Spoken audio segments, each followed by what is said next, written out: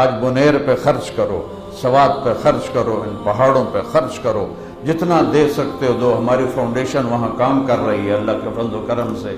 جتنا آپ دے سکتے، کسی کی بھی فاؤنڈیشن کو دو، لیکن ہماری فاؤنڈیشن اللہ کے فضل و کرم اوپر پہاڑوں پہ جا کے لوگوں کو گھر بنانا شروع کیے ہیں جو کسی کے بس میں نہیں ہے۔ اللہ تعالیٰ نے ہمیں توفیق دی ہے کہ میرے رب نے ایک چھوٹا سا الارم دیا، لیکن ایک خوشخبری سنو۔ ہر کوئی اس کو عذاب کہہ رہا ہے، عذاب کہہ رہا ہے، میں اسے رحمت کہہ رہا ہوں،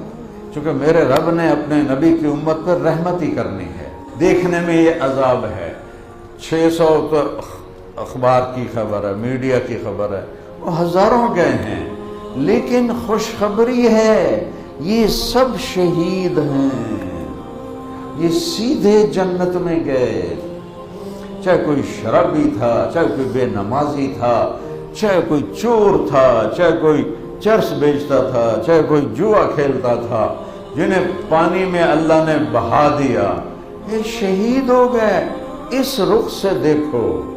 جب اللہ خوشی سے برساتا ہے تو زمین کا کلیجہ پھاڑتا ہے، اس میں پانی کو ٹھہراتا ہے، پھر غلے، انگور اور کھجور اور بیلیں اور اچارہ اور باغات نکالتا ہے کہ ہماری نافرمانی سے پہاڑ باغی ہو گئے ہیں، بادل باغی ہو گئے ہیں، بادل تو ایک قطرہ نہیں برسا سکتے۔ لہو ملک السماوات والارض، یہ ساری کائنات کیوں اس کے آگے جھکی ہوئی ہے کہ بادشاہی وہ ہے۔ کیا نظر ہے میرے رب کی،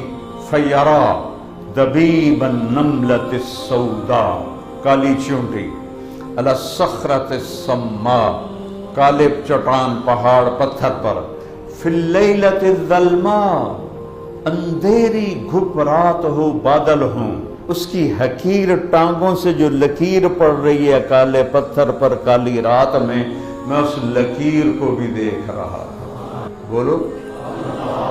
پھر بولو پھر بولو،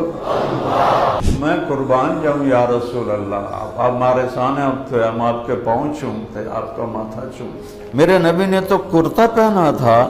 شلوار بھی نہیں تھی، دھوتی پہنی ہوئی تھی، اور اسی کے ساتھ ہی وہ گئے، پہلا آسمان، دوسرا، تیسرا، چوتھا، پانچواں، چھٹا، ساتواں، سدرۃ المنتہا پر جبریل کیا یا رسول اللہ میرا ویزا ختم۔ اس دن عرش جھوم رہا تھا، جھمر ڈال رہا تھا کہ آج محمد مصطفیٰ کے قدم میرے اوپر پڑیں گے۔ میرے نبی نے کہا جھوٹ ہلاک کرتا ہے، تم تاجروں نے کہا جھوٹ کے